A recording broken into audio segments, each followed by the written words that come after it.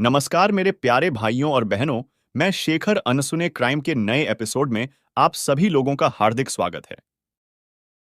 कहानी में आगे बढ़ने से पहले कृपया अनसुने क्राइम चैनल को सब्सक्राइब कर बेल आइकन जरूर दबा लें ताकि मेरे हर वीडियो का नोटिफिकेशन आपको मिलता रहे।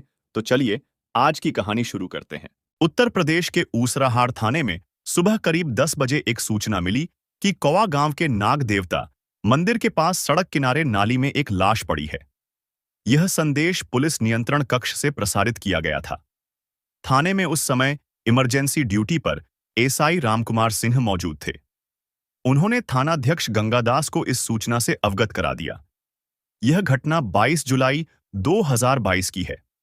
लाश मिलने की खबर मिलते ही थानाध्यक्ष गंगादास ने आवश्यक पुलिसकर्मियों को साथ लिया और घटनास्थल की ओर रवाना हो गए। कौवा गांव से मीसापुरा जाने वाली सड़क पर नागदेव मंदिर के पास खेत किनारे नाली में उन्हें एक महिला की लाश मिली। उसकी उम्र लगभग 35 साल थी। उसने गुलाबी रंग की साड़ी और काला ब्लाउज पहना हुआ था। थाना प्रभारी ने शव का बारीकी से निरीक्षण किया तो महिला की दाहिनी कनपटी के ऊपर सिर पर गोली मारी गई थी। जिस जगह शव पड़ा था वहां से कुछ दूर सड़क पर खून पड़ा था। खून के निशान नाली तक थे। सड़क पर नारियल, चावल, सिंदूर, पूजा सामग्री और टूटी चूड़ियां बिखरी पड़ी थीं। महिला की चप्पलें व पूजा की थाली भी सड़क पर पड़ी थीं। घटनास्थल व लाश का मुआयना करने के बाद थाना प्रभारी इस नतीजे पर पहुंचे कि नाग देवता मंदिर में पूजा कराने का झांसा देकर महिला को लाया गया और सड़क पर गोली मारकर हत्या कर दी गई। इसके बाद शव को घसीटकर खेत किनारे बनी नाली में डाल दिया गया। मामले की गंभीरता को देखकर थाना प्रभारी ने इस घटना की सूचना वरिष्ठ अधिकारियों को दे दी। पुलिस अधिकारियों ने बारीकी से घटनास्थल का निरीक्षण किया तथा थाना प्रभारी गंगादास से घटना के संबंध में जानकारी ली। फोरेंसिक टीम ने पूजा की थाली से फिंगरप्रिंट लिए। इसके अलावा भी टीम ने कई अन्य सबूत जुटाए। टीम ने खून आलूदा मिट्टी का नमूना भी रासायनिक जांच हेतु सुरक्षित कर लिया। महिला पुलिसकर्मी पूनम ने मृत महिला की जामा तलाशी ली, लेकिन कुछ नहीं मिला। फिलहाल पुलिस के लिए सबसे बड़ी समस्या लाश की शिनाख्त की थी। घटनास्थल पर कौवा गांव व उसके आसपास के गांव के लोग मौजूद थे। थाना प्रभारी गंगादास ने उन लोगों से पूछताछ की, लेकिन लाश की शिनाख्त नहीं हो सकी। थाना प्रभारी को उचित दिशा निर्देश देकर पुलिस अधिकारी वहां से वापस लौट गए। थाना प्रभारी ने घटनास्थल की जरूरी औपचारिकताएं पूरी करने के बाद शव का पोस्टमार्टम हेतु इटावा के जिला अस्पताल भिजवा दिया।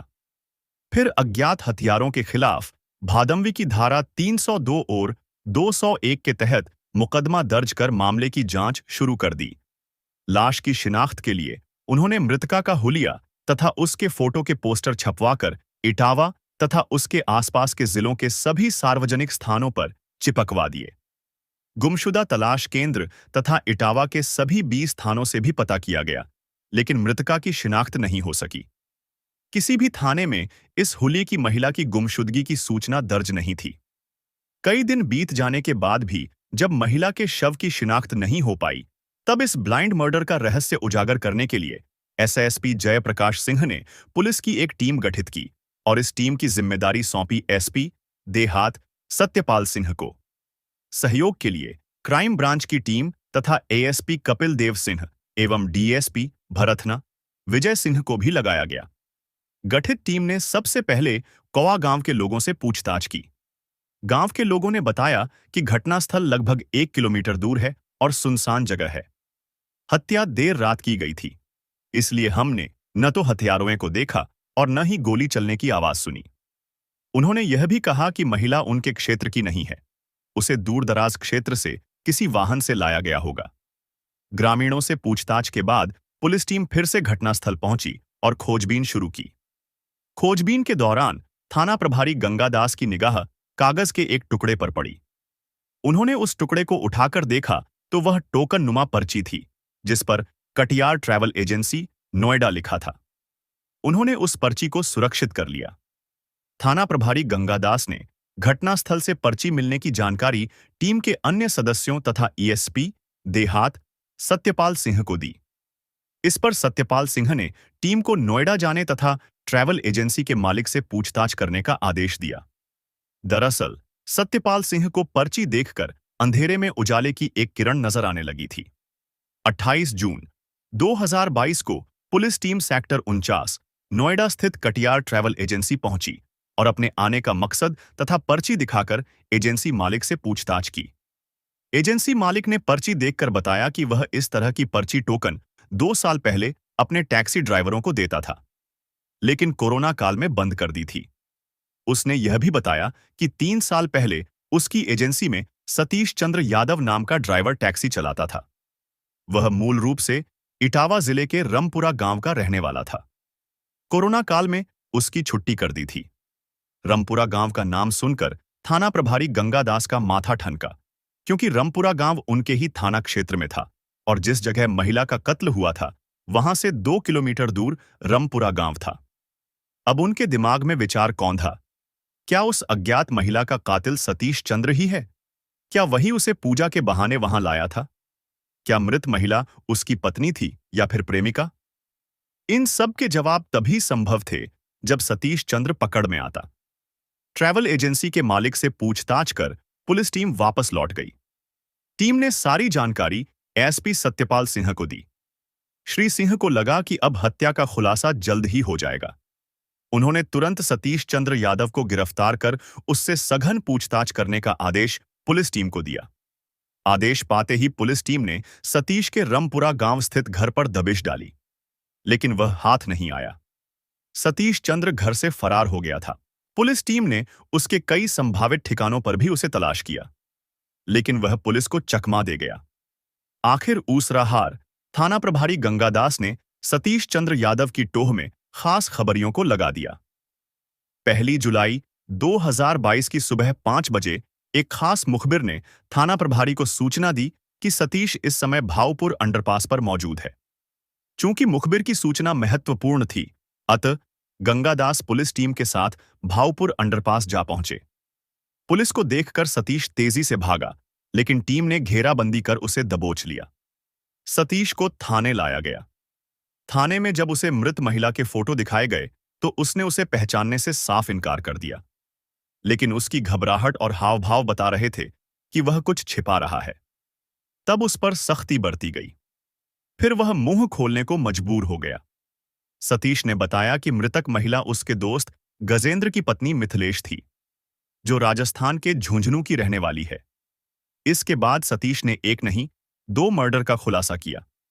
उसने मिथिलेश के पति गजेंद्र की हत्या का भी खुलासा किया। इस खुलासे से पुलिस दंग रह गई। पुलिस ने सतीश की जामा तलाशी ली तो उसके पास से एक तमंचा व 2 कारतूस बरामद किए। उसकी निशानदेही पर पुलिस ने हत्या में प्रयुक्त कार भी बरामद कर ली। इसके अलावा मृतका मिथिलेश का आधार कार्ड व कुछ जेवर भी बरामद कर लिए। थाना प्रभारी गंगादास ने ब्लाइंड मर्डर का खुलासा करने तथा आरोपी को गिरफ्तार करने की जानकारी पुलिस अधिकारियों को दी। फिर एसएसपी जयप्रकाश सिंह ने सिविल लाइंस पुलिस सभागार में प्रेस वार्ता की और कातिल सतीश चंद्र यादव के द्वारा एक नहीं 2 हत्याएं किए जाने का खुलासा किया। मिथिलेश कौन थी? वह सतीश के संपर्क में कैसे आई? सतीश ने मिथिलेश और उसके पति गजेंद्र की हत्या क्यों की? यह सब जानने के लिए हम पाठकों को उनके अतीत की ओर ले चलते हैं। उत्तर प्रदेश के इटावा जिले का एक छोटा सा गांव है रमपुरा। यह ऊसराहार थानांतर्गत आता है। रमपुरा गांव से 2 किलोमीटर दूर नाग देवता का मंदिर है, जो आसपास के दर्जनों गांवों में मशहूर है। आषाढ़ माह की पंचमी को यहां मेला लगता है। दर्जनों संपेरे सांपों का दर्शन कराने यहां आते हैं। नाग देवता मंदिर सुनसान जगह पर है। इसी रमपुरा गांव में राम सिंह यादव रहते थे। उनके परिवार में पत्नी के अलावा 2 बेटे सतीश चंद्र, उमेश चंद्र तथा एक बेटी उमा थी। राम सिंह किसान थे। किसानी से ही वह अपने परिवार का भरण पोषण करते थे। 3 भाई बहनों में सतीश बड़ा था। उसका विवाह कमला नाम की युवती से हुआ था। कमला साधारण रंग रूप की युवती थी। सतीश की उससे नहीं पटती थी। पति की उपेक्षा से कमला ससुराल में कम और मायके में ज्यादा रहती थी। सतीश पढ़ा लिखा था, इसलिए उसका मन खेत खलिहान में नहीं लगता था। वह कोई नौकरी कर अपना जीवन खुशहाल बनाना चाहता था। नौकरी के मकसद से सतीश दिल्ली आ गया, लेकिन यहां उसे मनपसंद नौकरी नहीं मिली। छोटी मोटी नौकरी से जब उसका मन भर गया तो उसने ड्राइविंग सीख ली। उसने कुछ दिन ऑटो चलाया, फिर किसी कंपनी की कार चलाने लगा। कुछ समय बाद उसे नोएडा स्थित कटियार ट्रैवल एजेंसी में काम मिल गया और वह वहां टैक्सी चलाने लगा। इस काम में वह रम गया और पैसा कमाने लगा। नोएडा में ही उसने किराए पर कमरा ले लिया। सतीश चंद्र यादव जिस ट्रैवल एजेंसी में टैक्सी चलाता था, उसी में गजेंद्र भी टैक्सी चलाता था। चूंकि दोनों ड्राइवर थे, सो उनमें खूब पटती थी। रात में अक्सर दोनों साथ खाते पीते थे। गजेंद्र राजस्थान के झुंझुनू जिले के पचेरी थाना के पचेरी छोटी खुर्द गांव का रहने वाला था। नोएडा में वह पत्नी मिथिलेश व 2 बच्चों के साथ किराए के मकान में रहता था। एक रोज सतीश चंद्र गजेंद्र के घर पहुंचा। गजेंद्र उस समय घर पर ही था। गजेंद्र को देखकर सतीश बोला, किसी काम से इधर आया था। मैंने सोचा कि अब आज की चाय भाभी के हाथ की पीकर ही जाऊंगा। बिल्कुल मेरे भाई, चाय भी और नाश्ता भी। आज पहली पहली बार आया है तो तुझे खाली थोड़ी ना जाने दूंगा। कहते हुए गजेंद्र ने सतीश का हाथ पकड़कर उसे कुर्सी पर बिठा लिया।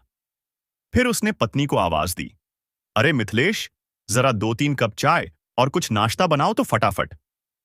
मिथिलेश चाय नाश्ता तैयार करने लगी तो गजेंद्र और सतीश इधर-उधर की बातों में मशगूल हो गए। कुछ देर बाद मिथिलेश चाय और नाश्ता लेकर आई और जब झुककर ट्रे मेज पर रखने लगी तो सतीश उसे ठगा सा देखता ही रह गया। सतीश सोच में पड़ गया। वह कभी गजेंद्र को देखता तो कभी मिथिलेश को, जिसके दिलकश चेहरे पर गजब का आकर्षण था। गजेंद्र उसके सामने कहीं भी नहीं ठहरता था। वह पहली ही नजर में मिथिलेश का ऐसा दीवाना बन गया था कि उसे अपने दिल से निकाल नहीं पाया। इसके बाद तो सतीश अक्सर गजेंद्र के घर आने जाने लगा। वह मिथिलेश के लिए उपहार भी लाने लगा। गजेंद्र की आय इतनी नहीं थी कि वह पत्नी को उपहार आदि दे सके।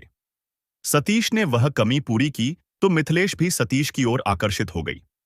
दोनों के बीच हंसी मजाक भी होने लगी। अब सतीश गजेंद्र की गैर मौजूदगी में भी मिथिलेश से मिलने आने लगा।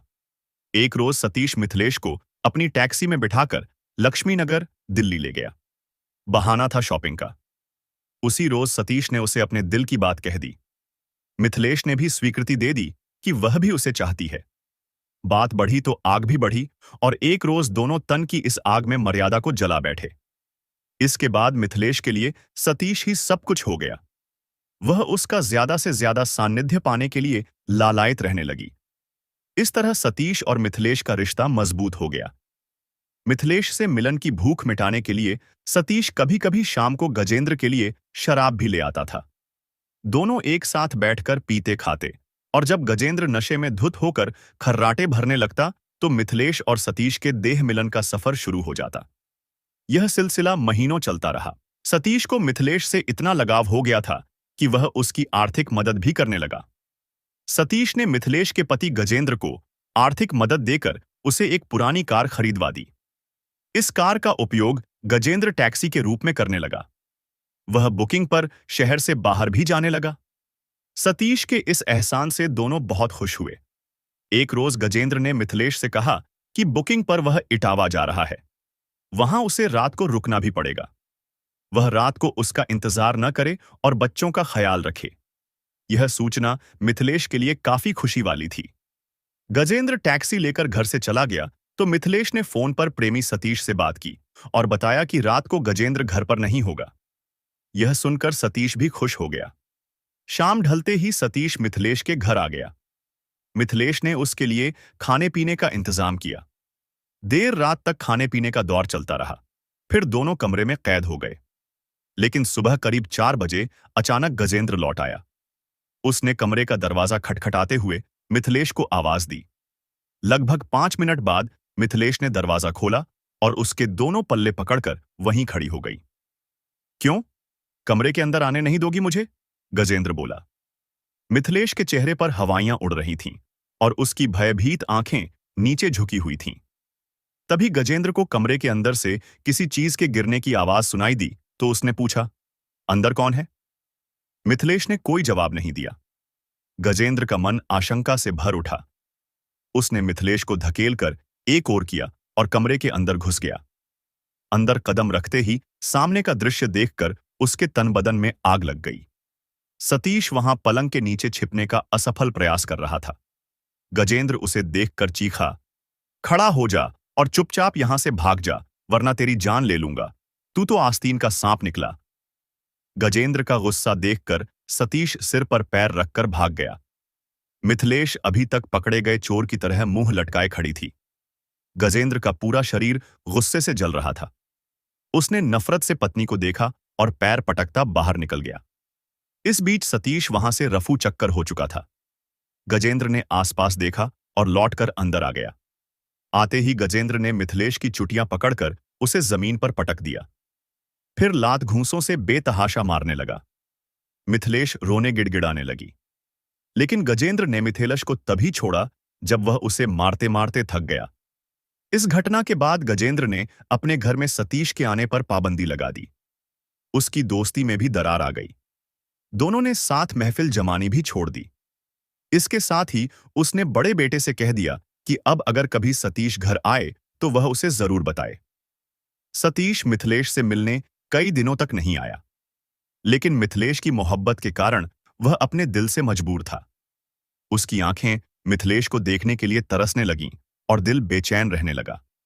आखिर जब सतीश से नहीं रहा गया तो एक दोपहर मिथिलेश से मिलने उसके घर पहुंच गया। मिथिलेश उस समय घर पर अकेली थी। उसके दोनों बच्चे स्कूल गए थे और गजेंद्र अपनी टैक्सी कार लेकर निकल गया था। सतीश को घर आया देखकर मिथिलेश के मुरझाए चेहरे पर बाहर आ गई। उसने सतीश की आंखों में झांक कर देखा तो उसकी आंखें डबडबा आईं। वह भावावेश में आकर सतीश से लिपट गई। फिर उसने कहा, मुझे बचा लो सतीश, वरना यह जालिम किसी रोज तुम्हारी मिथिलेश को मार ही डालेगा। सतीश ने मिथिलेश को तसल्ली देते हुए समझाया। इसके बाद दोनों काफी देर तक वहीं बैठे बैठे बातें करते रहे। बातों ही बातों में सतीश ने पूछा, अगर वह अपनी हरकत बंद नहीं करता तो उसे ठिकाने क्यों न लगा दिया जाए, फिर हम दोनों आराम से ऐश की जिंदगी व्यतीत करेंगे। तुम जो भी करना चाहो करो सतीश, मेरी जिंदगी उस राक्षस के हाथों से बचा लो, वरना वह मुझे छोड़ेगा नहीं। जिस रोज उसने मुझे तुम्हारे साथ देखा था उसी रोज मुझे मारते मारते बेहोश कर दिया था। उसने मेरे शरीर का कोई ऐसा हिस्सा नहीं छोड़ा जहां जख्म न दिए हों। कहने के साथ मिथिलेश ने सतीश को अपने शरीर पर आई अनेक चोटों के निशान दिखाए। यह सब देखकर सतीश की आंखें क्रोध से जल उठीं।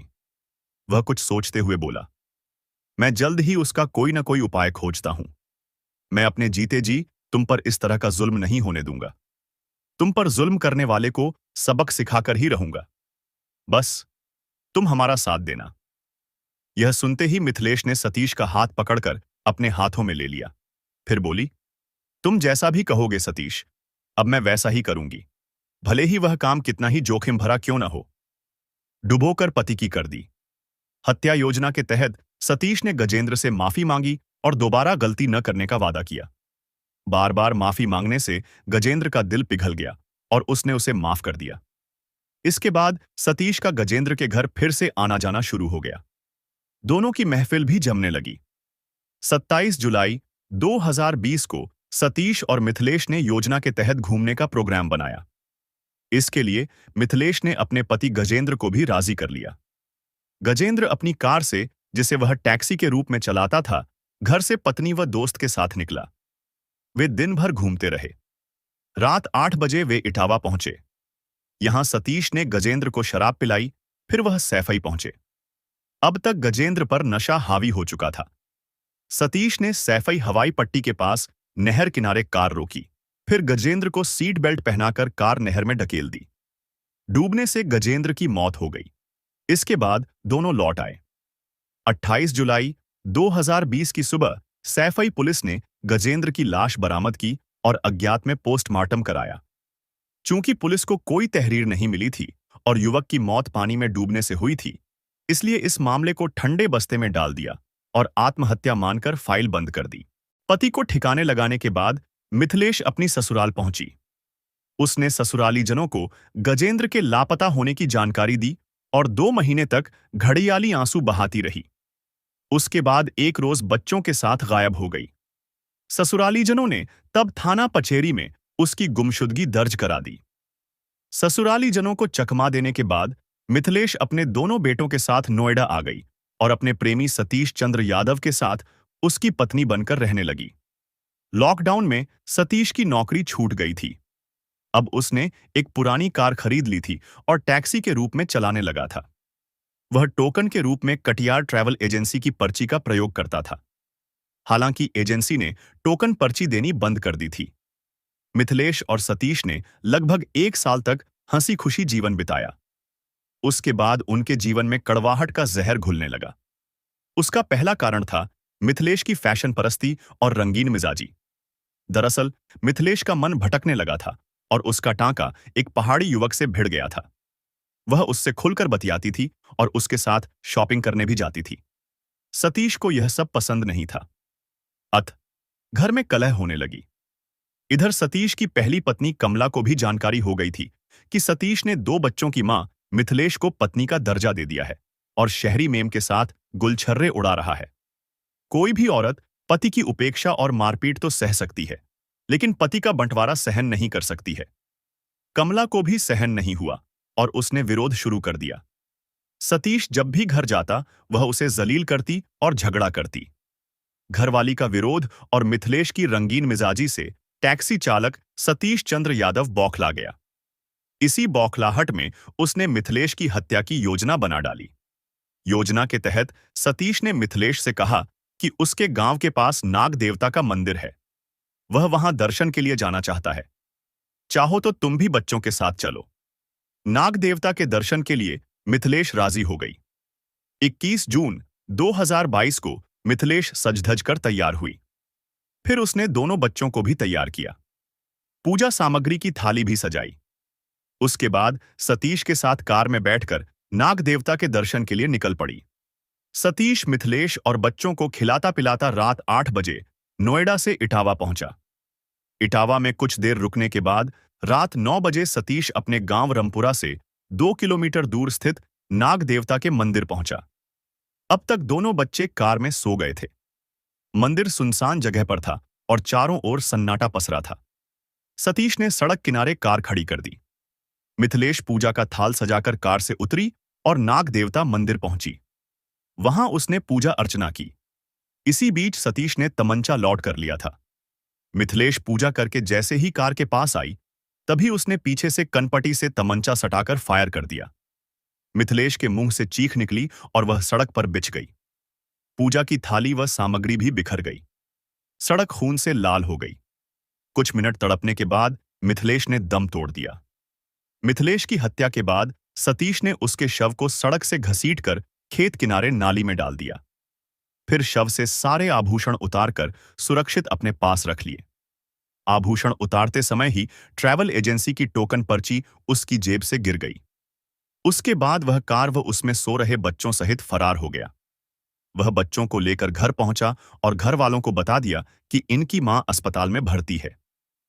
घर वालों को पहले से ही सतीश और मिथिलेश के संबंधों की जानकारी थी, इसलिए उसके अस्पताल में भर्ती होने की वजह से चुप रहे। लेकिन जब पुलिस ने सतीश को गिरफ्तार कर लिया, तब उन्हें सच्चाई पता चली।